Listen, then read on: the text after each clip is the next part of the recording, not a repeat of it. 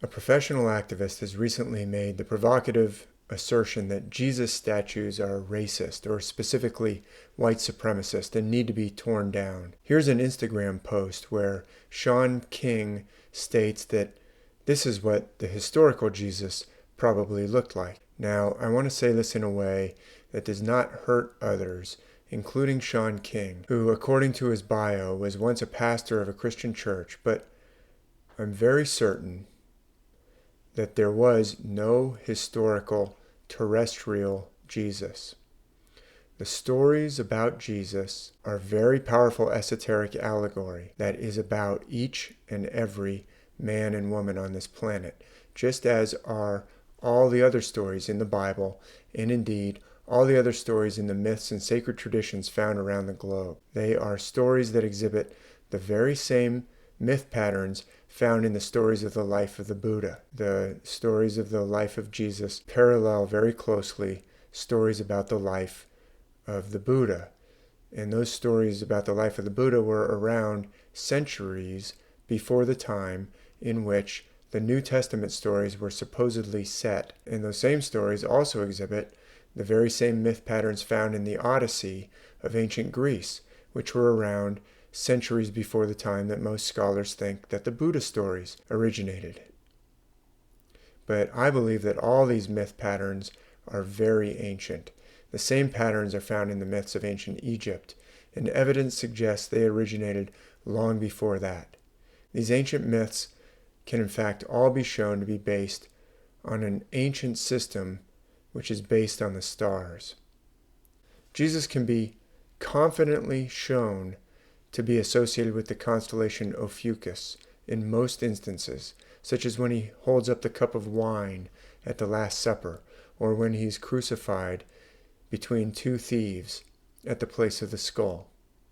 He can be shown to be associated with the constellation Aquarius in other cases, such as when he describes himself coming in the heavens to separate the sheep from the goats, or when he washes the feet of his disciples. And of course, there's a foot washing scene in the Odyssey as well. Now, I'd like to ask a rhetorical question. What race or ethnicity would you say that the constellation Aquarius or the constellation Ophiuchus might be said to be? It's actually a facetious question. Of course, the world's ancient myths, scriptures, and sacred stories are based on the stars, and it's a very bad mistake to try and force them into being literal history, for the exact reason that this recent incident reveals. When you literalize these stories, then many people start focusing on things like who's descended from this or that figure in the myths, even though these mythical figures are not terrestrial figures, they're celestial figures. Oh, I'm descended from this figure. Oh, you're descended from that figure. It ends up causing people to focus on physical, external things when the myths are actually trying to teach us about non-physical subjects of great importance, such as your higher self. Your higher self is not a physical entity, but it's a very real concept. I find abundant evidence to suggest that the figure of Jesus is representative in many ways of your higher self, which every single man and woman has a higher self, even if we don't generally know it. But the higher self is not physical. So how we use a story to try and bring people to the understanding that they have a higher self, you shouldn't get caught up in the figure of the story. Oh, it's a male figure and I'm a woman, so it can't represent my higher self. It's trying to teach you a concept. It doesn't have a specific race or gender. The very same constellation that plays the role of Jesus also plays the role of the Buddha, also plays the role of Vishnu, also plays the role of Shiva, also of Krishna, also plays the role of the goddess Athena.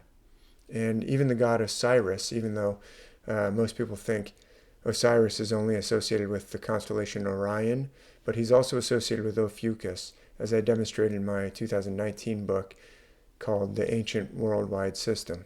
This constellation Ophiuchus is the constellation most associated with our essential self, which is buried and temporarily lost as a result of many factors, but most importantly, as a result of trauma and the resulting separation from our authentic nature, our separation from ourself, our suppression of who we really are. Mythical figures associated with Ophiuchus are trying to teach us this very important concept. The ancient scriptures of the world are incredibly powerful and incredibly healing and incredibly meaningful and incredibly positive. And if you want to talk to your higher self, find your higher self and get in touch with your higher self in a way that uses the figures and patterns that you find in the scriptures and the stories of the Bible, you can and you should. You're not at all wrong to do so. I think it's only wrong when people start going around and trying to force that method on others, or not trying to force that method on others, forcing that method on others, which unfortunately has been part of the literalist Christian project for centuries. In fact, no culture originally started out with literalist Christianity. It was deliberately forced onto other cultures at the expense of their own original ancient wisdom. No matter who you are, if you go back far enough in time, your ancestors had a different set of sacred traditions other than literalist Christianity. And so literalist Christianity is a colonizing, conquering, imperialistic world system. But that's different from saying that the stories in the Bible are any of those things.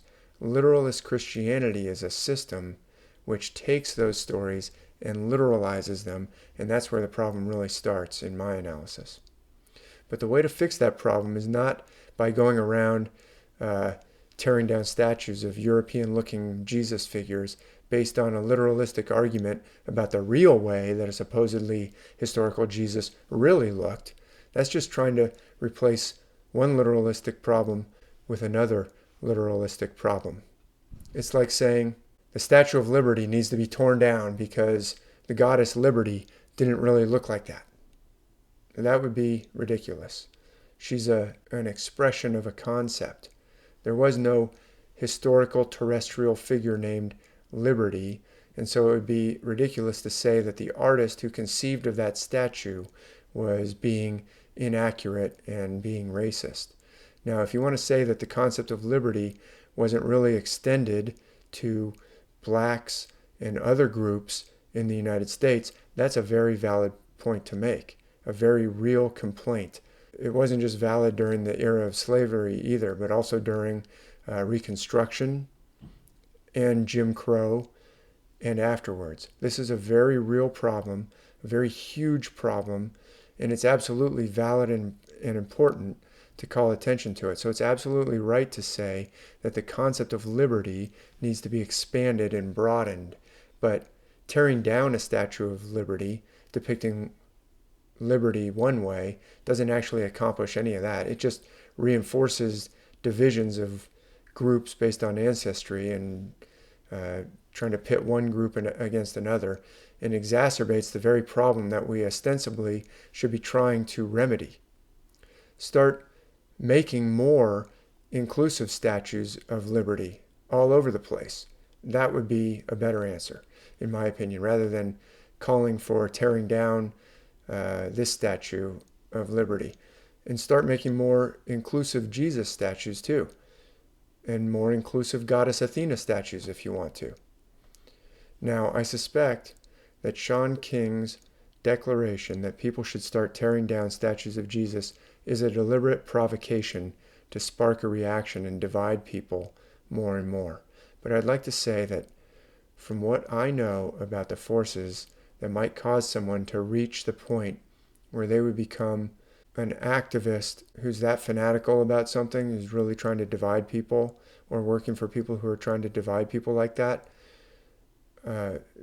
from what I know of those forces, he has probably been hurt very badly in his life and has probably been very traumatized. Okay? We're in a society that deliberately is structured in order to traumatize people. And it looks to me that someone who embraced literalist Christianity in a very off the deep end kind of way, like Shaun King apparently did, I believe that that person is looking for healing from trauma, and because I've done that.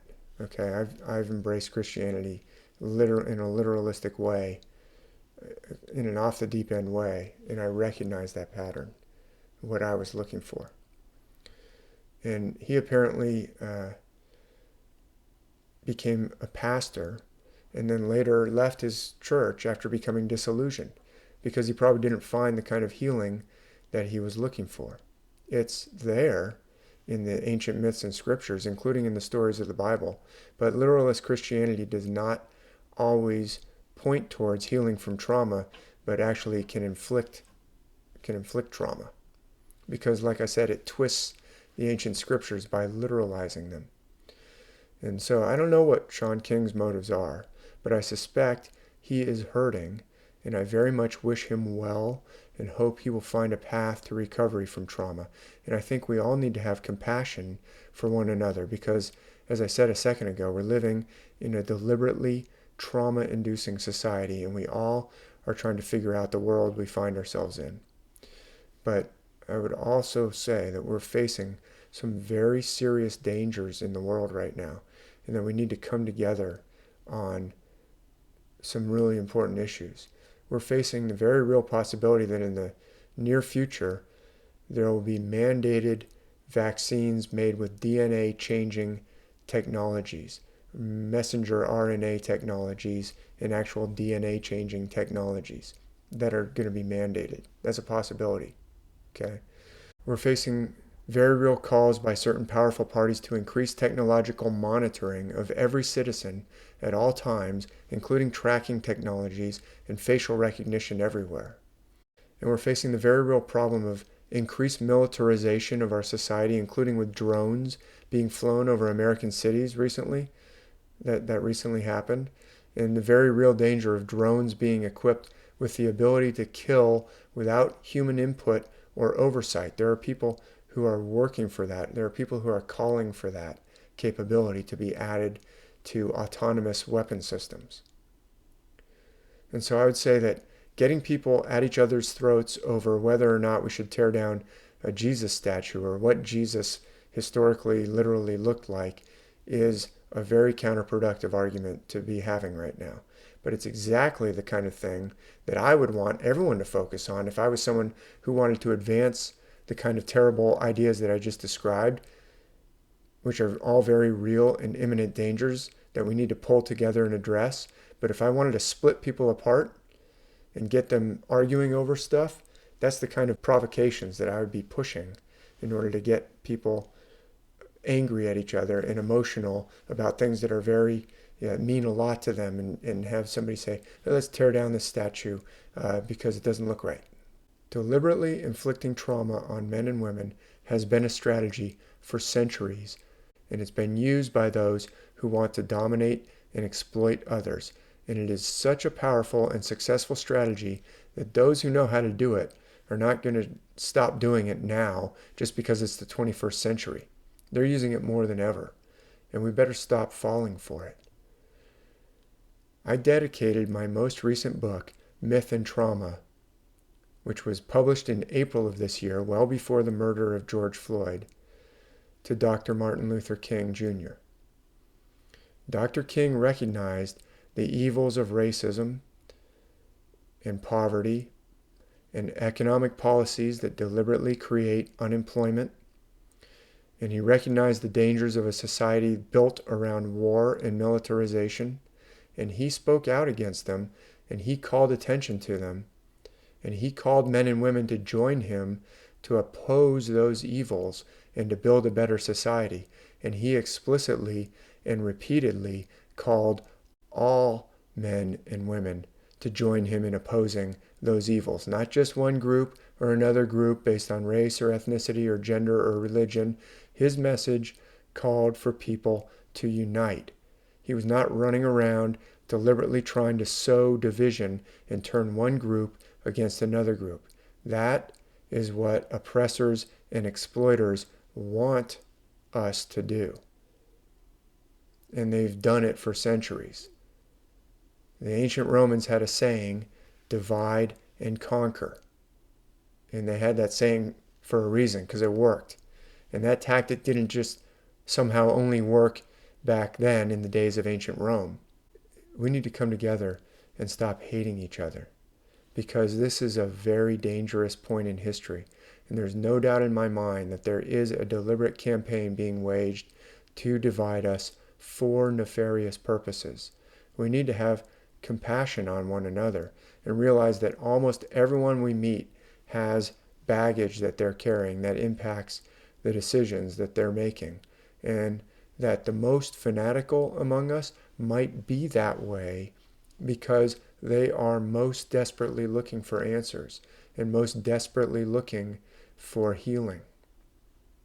And that applies to all of us, whether it's Trump supporters or Black Lives Matter activists or tech executives or libertarians or preppers or employees of Dunder Mifflin or whoever.